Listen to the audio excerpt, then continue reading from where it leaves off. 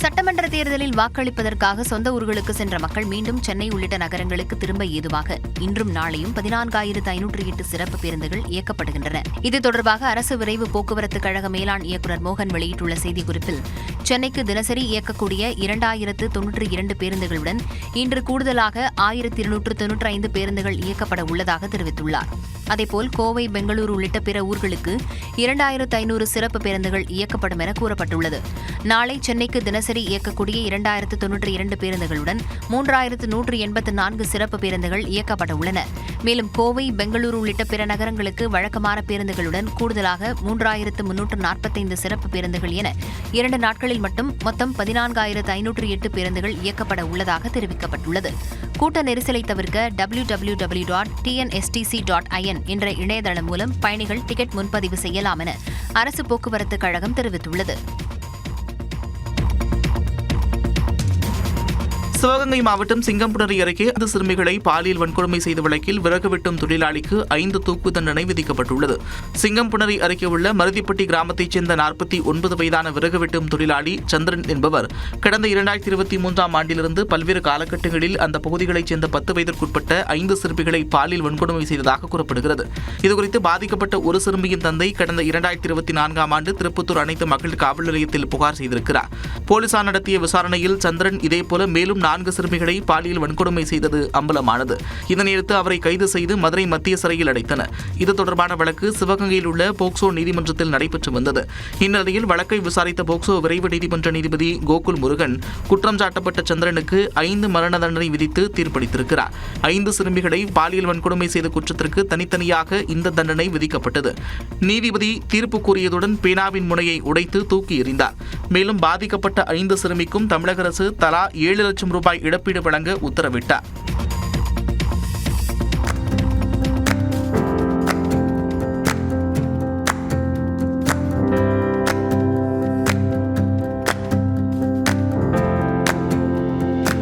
கொடைக்கானல் மலர் கண்காட்சிக்கு தயாராகி வரும் நிலையில் வண்ண வண்ண மலர்கள் பூத்துக்குலுங்க தொடங்கியுள்ளன.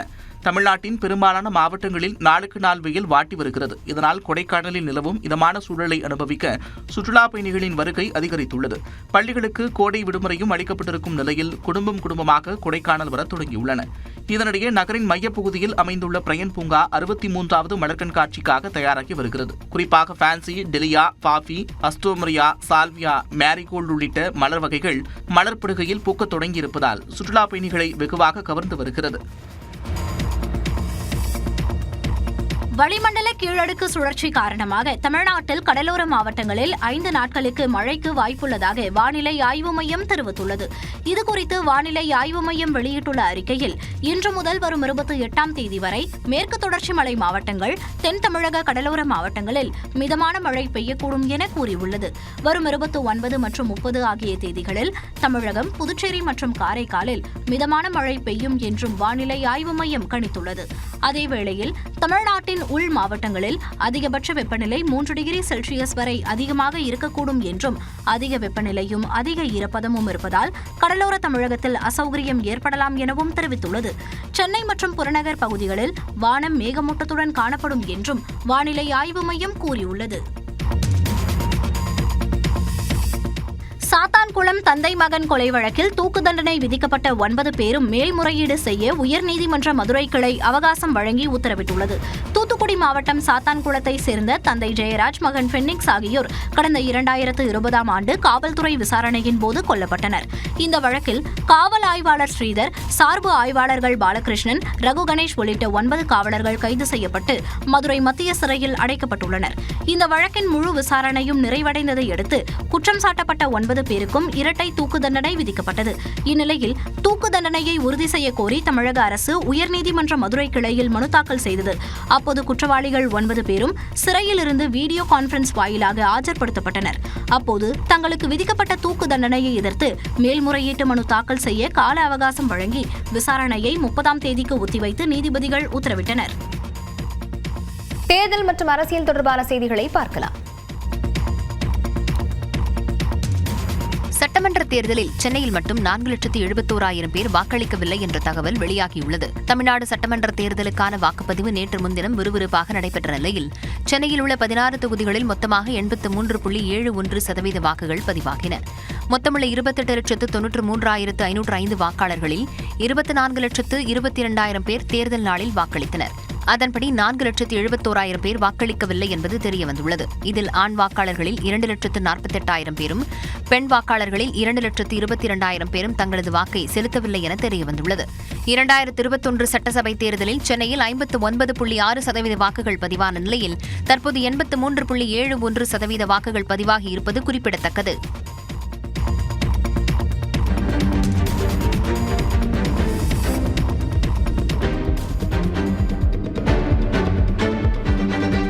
தமிழ்நாடு சட்டப்பேரவைத் தேர்தல் ஒரே கட்டமாக நடந்து முடிந்த நிலையில் வாக்கு எண்ணும் மையத்தில் வாக்கு இயந்திரங்கள் பாதுகாப்பாக வைக்கப்பட்டுள்ளது.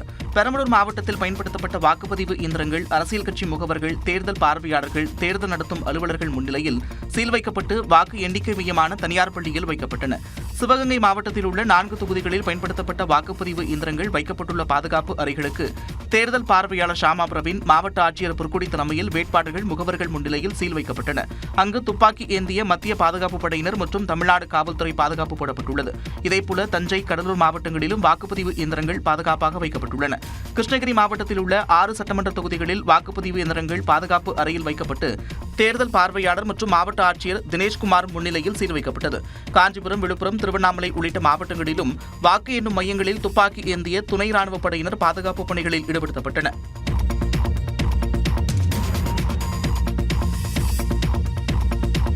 சட்டப்பேரவை தேர்தல் ஓய்ந்த நிலையில் முதலமைச்சர் மு.க.ஸ்டாலின் குடும்பத்துடன் இன்று காலை கொடைக்கானல் செல்ல உள்ளதாக தகவல் வெளியாகியுள்ளது. சட்டமன்ற தேர்தல் பணி, பரப்புரை சுற்றுப்பயணம் என முதலமைச்சர் மு.க.ஸ்டாலின் தொடர் தேர்தல் பணிகளில் ஈடுபட்டிருந்தார். தேர்தல் முடிந்த நிலையில் 4 நாட்கள் ஓய்வெடுப்பதற்காக முதலமைச்சர் ஸ்டாலின் குடும்பத்துடன் கொடைக்கானல் செல்ல உள்ளதாக கூறப்படுகிறது. இன்று காலை கொடைக்கானல் செல்ல திட்டமிட்டுள்ள முதலமைச்சர் வரும் 28ஆம் தேதி சென்னை திரும்ப உள்ளதாக தகவல் வெளியாகியுள்ளது. இதற்கிடையே சென்னை அண்ணா அறிவாலயத்தில் சென்னை மற்றும் அதனை சுற்றியுள்ள மாவட்டங்களின் தொகுதிகளை சேர்ந்த திமுக வேட்பாளர்களுடன் முதலமைச்சர் மு.க.ஸ்டாலின் ஆலோசனை மேற்கொண்டார். இதில் அமைச்சர்கள் சேகர் பாபு, மா. சுப்பிரமணியன், ஆவடி நாசர் உள்ளிட்டோர் பங்கேற்றனர். அப்போது வாக்கு எண்ணிக்கையின் போது மேற்கொள்ள வேண்டிய பணிகள் குறித்து ஆலோசித்ததாக கூறப்படுகிறது. அனுபவசாலிகளுக்கு மட்டுமே அரசியல் என்ற மாயாஜால கணக்குகளை வெகுஜன மக்கள் உடைத்திருப்பதாக தாவேக தலைவர் விஜய் தெரிவித்துள்ளார். இது தொடர்பாக அவர் வெளியிட்டக்கூடிய அறிவிப்பில் அரசியலை கண்டுகொள்ளவே மாட்டார்கள் என்று இதுவரை அனுமானிக்கப்பட்ட இளைஞர்களும் பெண்களும் அரசியல் பேசத் தொடங்கிய அதிசயமும் அவசியமும் நிகழத் தொடங்கியுள்ளதாக தெரிவித்துள்ளார். இது எப்போது இருந்து தொடங்கியதென்று நடுநிலை மனம் கொண்டோர் அனைவரும் உணர்வர் என்றும் அவர் தெரிவித்திருக்கிறார். 85% வாக்குப்பதிவு என்பதையெல்லாம் இதுவரை தமிழ்நாடு காணாத ஒன்று என்றும் தமிழக தேர்தல் அரசியல் வரலாற்றில் சிகரமான வரலாற்று நிகழ்வாக 2026 சட்டமன்ற தேர்தல் வாக்குப்பதிவு உள்ளதாகவும் அவர் குறிப்பிட்டுள்ளார். வாக்குச்சாவடிகள் எங்கும் கோவில்களில் காணப்படக்கூடிய கூட்டம் போல குடும்பமாக குழந்தை குட்டிகளுடன் வந்து வாக்களித்ததைக் கண்டு வியக்காதோர் எவரும் இருக்கவே வாய்ப்பில்லை என்றும் அவர் தெரிவித்துள்ளார். தேர்தல் திருவிழா என்றும் ஜனநாயக திருவிழா என்றும் சொல்லப்படுவதன் அர்த்தம் சுகப்பட்டதே அன்றுதான் என்று தெரிவித்திருக்கூடிய விஜய் இது ஒரு தொடக்கம் மட்டுமே என்றும் கூறியுள்ளார். தனது வீட்டில் சோதனை செய்யவில்லை என உண்மையை மறைக்கும் அதிகாரிகள் மீது மத்திய அரசு நடவடிக்கை எடுக்குமா என தமிழ்நாடு காங்கிரஸ் கமிட்டி தலைவர் செல்வபெருந்தகை கேள்வி எழுப்பியுள்ளார். மக்களவை எதிர்க்கட்சித் தலைவர் ராகுல் காந்தி பரப்புரைக்காக தமிழகம் வந்திருந்த வேளையில் படப்பையில் உள்ள தனது அலுவலகத்தில் சோதனை நடத்தி தன்னை முடக்கி வைத்திருப்பதாக வருமான வரித்துறையினர் மீது செல்வபெருந்தகை கடந்த ஏப்ரல் 20ஆம் தேதி குற்றம் சாட்டியிருந்தார். ஆனால் செல்வபெருந்தகைக்கு சொந்தமான இடங்களில் சோதனை நடத்தவில்லை என வருமான வரித்துறை மறுப்பு தெரிவித்துள்ளது.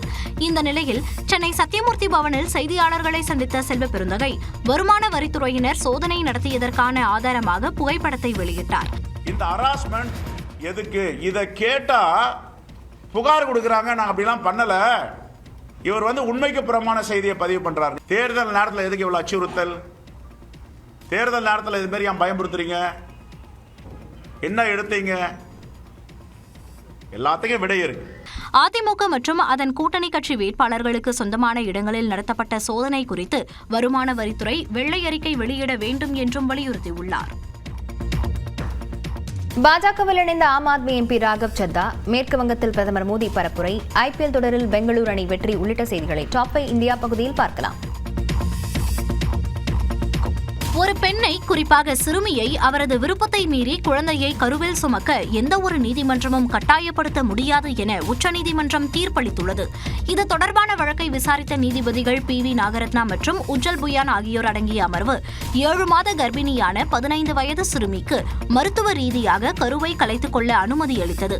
ஒரு பெண்ணின் இனப்பெருக்க விருப்பத்திற்கு முன்னுரிமை அளிக்கப்பட வேண்டும் என அறிவுறுத்திய நீதிபதிகள், அரசியலமைப்பின் 21வது பிரிவின் கீழ் இனப்பெருக்கம் சார்ந்த விஷயங்களில் முடிவெடுக்கும் உரிமை என்பது தனிநபர் சுதந்திரம் மற்றும் தனி உரிமையின் ஒருங்கிணைந்த பகுதி என குறிப்பிட்டனர். ஒரு சிறுமியை விரும்பத்தகாத கர்ப்பத்தை தொடர கட்டாயப்படுத்துவது அவரது அரசியலமைப்பு உரிமைகளை மீறுவது எனவும், அது மனரீதியாகவும் உடல் ரீதியாகவும் கடுமையான பாதிப்புகளை ஏற்படுத்தக்கூடும் என்றும் நீதிபதிகள் தெரிவித்தனர். மேலும் சிறுமி பெற்றெடுக்கும் குழந்தையை தத்தெடுப்பிற்காக கொடுக்கலாம் என்ற வாதத்தையும் நிராகரித்த நீதிபதிகள், சிறுமியின் விருப்பங்களையும் நலனையும் மீற முடியாது என திட்டவட்டமாக கூறினர். இதுபோன்ற வழக்குகளில் முறையான தீர்வு மறுக்கப்படுவது சட்டவிரோத கருக்கலைப்பு நடைமுறைகளை நோக்கி தள்ளி சுகாதார அபாயங்களை அதிகரிக்கக்கூடும் எனவும் நீதிபதிகள் குறிப்பிட்டனர். அதிருப்தியில் இருந்த ஆம் ஆத்மி கட்சியின் மாநிலங்களவை MP ராகவ் சத்தா உள்ளிட்ட 3 பேர் கட்சியிலிருந்து விலகி பாஜகவில் இணைந்தனர். சில வாரங்களுக்கு முன்பு ஆம் ஆத்மியின் மாநிலங்களவை துணைத் தலைவராக இருந்த ராகவ் சத்தாவை அந்த பதவியிலிருந்து நீக்கி கட்சியின் தலைமை உத்தரவிட்டது. தொடர்ந்து அசோக் மிட்டலுக்கு அந்த பதவி வழங்கப்பட்டது. இதனால் ராகவ் சத்தா அதிருப்தியாக இருந்த நிலையில் ஆம் ஆத்மி MPக்களான அசோக் மிட்டல், संदीप पताक ஆகியோருடன் பாஜகவில் இணைவதாக அறிவித்தார். मैं आपको असल कारण बताता हूं कि क्यों मैंने पार्टी की गतिविधियों से अपने आप को अलग कर लिया, और उसका कारण ये है क्योंकि मैं उनके गुनाह में शामिल नहीं होना चाहता था. मैं उनकी दोस्ती के काबिल नहीं था क्योंकि मैं उनके गुनाह में शामिल नहीं था. தங்களுடன் சுவாதி மலிவால், ஹர்பஜன் சிங், ராஜேந்தர் குப்தா, விக்ரம் சைனி ஆகியோரும் பாஜகவில் இணைய உள்ளதாக தெரிவித்தார். ஆம் ஆத்மியின் 10 மாநிலங்களவை MPக்களில் 2 பங்கு MPக்கள் பாஜகவில் இணையப் போவதாக ராகவ் சத்தா அறிவித்துள்ளார். அடுத்த ஆண்டு தொடக்கத்தில் பஞ்சாப் சட்டமன்ற தேர்தல் நடைபெறவிருக்கும் நிலையில் இந்த பிளவு ஆம் ஆத்மிக்கு பேரிடியாக பார்க்கப்படுகிறது.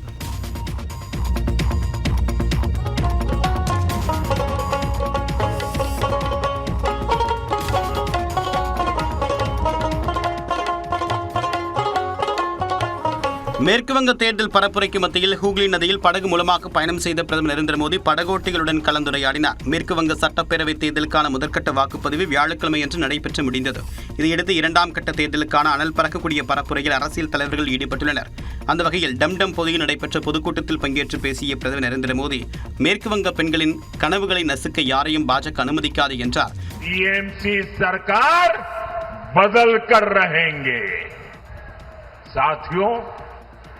टीएमसी एक महिला विरोधी पार्टी है और BJP women lead development model पर चलती है. பாஜக அரசு அமைந்ததும் பெண்களுக்கு எதிராக இழைக்கப்பட்ட அனைத்து கொடுமைகள் மீதும் நடவடிக்கை எடுக்கப்படும் என்றும் பிரதமர் நரேந்திர மோடி உறுதியளித்தார். பணப்பரிவர்த்தனை விதிகளை மீறியதற்காக பேடிஎம் பேமெண்ட் பேங்க் உரிமத்தை ரிசர்வ் வங்கி ரத்து செய்துள்ளது. பேடிஎம் பேமெண்ட் பேங்க் செயல்பாடுகள் தொடர்பாக ரிசர்வ் வங்கி தொடர்ந்து அதிருப்தியை வெளிப்படுத்தி வந்தது. இதன் தொடர்ச்சியாக கடந்த 2022ஆம் ஆண்டு மார்ச் 11ஆம் தேதி புதிய வாடிக்கையாளர்களை சேர்க்க ரிசர்வ் வங்கி தடை விதித்திருந்தது. அதன் பிறகு 2024ஆம் ஆண்டில் அந்த வங்கியின் மீது சில வணிக கட்டுப்பாடுகளும் விதிக்கப்பட்டன. அதன்படி ஏற்கனவே உள்ள வாடிக்கையாளர்கள் வைப்பு கணக்கு, வாலெட், ப்ரீபெய்ட் கார்டு ஆகியவற்றில் மேலும் எந்த வைப்பு தொகையையும் வரவு வைக்க அனுமதிக்கப்படவில்லை. இந்நிலையில் பணப்பரிவர்த்தனை விதிகளை மீறியதற்காக பேடிஎம் பேமெண்ட் பேங்க் உரிமத்தை ரத்து செய்வதாக ரிசர்வ் வங்கி அறிவித்துள்ளது. இது தொடர்பாக ரிசர்வ் வங்கி வெளியிட்டுள்ள அறிக்கையில், பேடிஎம் பேமெண்ட் பேங்க் டெபாசிட்தாரர்களின் நலனுக்கு பாதகமான முறையில் நடந்து கொண்டதாக குற்றம் சாட்டியுள்ளது. பேடிஎம் பேமெண்ட் வங்கியின் உரிமம் ரத்தாகி இருந்தாலும் பேடிஎம் செயலியில் மற்ற வங்கிகளின் கணக்குகளை இணைத்து UPI போன்ற பிற பணப்பரிவர்த்தனைகளை செய்ய முடியும். IPL கிரிக்கெட்டில் குஜராத்தை வீழ்த்தி புள்ளிப்பட்டியலில் 2வது இடத்திற்கு பெங்களூரு அணி முன்னேறியது. 18வது IPL கிரிக்கெட் தொடரில் நேற்றிரவு பெங்களூரு சின்னசாமி மைதானத்தில் நடைபெற்ற 34வது லீக் ஆட்டத்தில் பெங்களூரு குஜராத் அணிகள் பலப்பரீட்சை நடத்தின. டாஸ் வென்ற பெங்களூரு அணி பந்துவீச்சை தேர்வு செய்தது. அதன்படி முதலில் களமிறங்கிய குஜராத் அணியின் தொடக்க வீரர் சாய் சுதர்சனின் அபார சதத்தின் உதவியுடன் 20 ஓவர்களில் 3 விக்கெட் இழப்பிற்கு 205 ரன்கள் குவித்தது. IPL-இல் 3 சதங்கள் விளாசிய சாய் சுதர்சன் IPL வரலாற்றிலேயே அதிவேகமாக 2000 ரன்களை கடந்து வெஸ்ட் இண்டீஸ் ஜாம்பவான் கிறிஸ் கெயிலை பின்னுக்கு தள்ளினார். மெரினா. தொடர்ந்து விளையாடிய பெங்களூரு அணியில் விராட் கோலி, தேவ்தத் படிக்கல் நிலைத்து நின்று ஆடி அணியின் வெற்றியை உறுதி செய்தனர். இறுதியில் 18.5 ஓவர்களில் இலக்கை எட்டி பெங்களூரு அணி 5 விக்கெட்டுகள் வித்தியாசத்தில் வெற்றி பெற்றது. ஆட்டத்தின் முதல் பந்திலேயே கோலி கொடுத்த கேட்ச் வாய்ப்பை குஜராத் அணி தவறவிட்டது இந்த அணிக்கு பெரும் பின்னடைவாக அமைந்தது. அதே நேரம் இந்த ஆட்டத்தில் 8 பவுண்டரி 4 சிக்சர்களை விளாசிய விராட் கோலி ஐபிஎல் கிரிக்கெட்டில் ஒரு அணிக்காக 300 சிக்சர்கள் மற்றும் 800 பவுண்டரிகளை விளாசிய முதல் வீரர் என்று சாதனை படைத்தார். பாகிஸ்தானில் இன்று அமெரிக்கா ஈரான் இடையே 2வது கட்ட பேச்சு. ரஷ்யாவின் கருங்கடல் பகுதியில் எண்ணெய் முனையத்தில் தீ விபத்து. அமெரிக்காவில் கடும் சூறாவளி உள்ளிட்ட செய்திகளை டாப் 5 உலகம் பகுதியில் பார்க்கலாம். பாகிஸ்தான் தலைநகர் இஸ்லாமாபாத்துக்கு அமெரிக்கா மற்றும் ஈரான் பிரதிநிதிகள் சென்றுள்ள நிலையில் இன்று 2ஆம் கட்ட அமைதி பேச்சுவார்த்தை நடைபெறுமா என எதிர்பார்ப்பு எழுந்துள்ளது. அமெரிக்கா மற்றும் இஸ்ரேல் இணைந்து ஈரான் மீதான தாக்குதலை கடந்த பிப்ரவரி 28ஆம் தேதி தொடங்கின. இதற்கு ஈரானும் பதிலடி கொடுத்ததால் வளைகுடா நாடுகளில் பதற்றமான சூழல் ஏற்பட்டது. அமைதி பேச்சுவார்த்தைக்காக 2 வாரங்களுக்கு தற்காலிக போர் நிறுத்தம் அறிவிக்கப்பட்ட நிலையில் பாகிஸ்தான் தலைநகர் இஸ்லாமாபாத்தில் நடைபெற்ற முதற்கட்ட பேச்சுவார்த்தை தோல்வியடைந்த போதிலும் போர் நிறுத்தத்தை காலவரையின்றி நீட்டிப்பதாக அமெரிக்க அதிபர் டிரம்ப் அறிவித்தார். நீண்ட இழுபறிக்கு பிறகு ஈரான் வெளியுறவுத்துறை அமைச்சர் அப்பாஸ் அரக்சி தனது குழுவினருடன் இஸ்லாமாபாத் சென்றுள்ளார். அதேபோன்று அமெரிக்க சிறப்பு தூதர் ஸ்டீவ் விட்காஃப், டிரம்பின் மருமகனான ஜாரட் குஷ்னர் ஆகியோரும் பாகிஸ்தான் சென்றுள்ளனர். அமெரிக்காவுடன் நேரடி பேச்சுவார்த்தை கிடையாது என்று ஈரான் வெளியுறவுத்துறை அமைச்சர் அப்பாஸ் தனது எக்ஸ் பக்கத்தில் பதிவிட்டுள்ளார். பாகிஸ்தான் உயரதிகாரிகள் மூலமே தங்கள் நிலைப்பாட்டை எடுத்துரைப்போம் என அவர் குறிப்பிட்டுள்ளார். வாட்ஸ்அப் செயலியில் ப்ரீபெய்ட் நம்பர்களுக்கு ரீசார்ஜ் செய்யும் வசதி அறிமுகமாகியுள்ளது. மெட்டா நிறுவனம் தொடர்ந்து பல்வேறு புதிய வசதிகளை அறிமுகம் செய்து வருகிறது. அந்த வகையில் தனது வாட்ஸ்அப் செயலியில் ரீசார்ஜ் செய்யும் வசதியை அறிமுகம் செய்துள்ளது.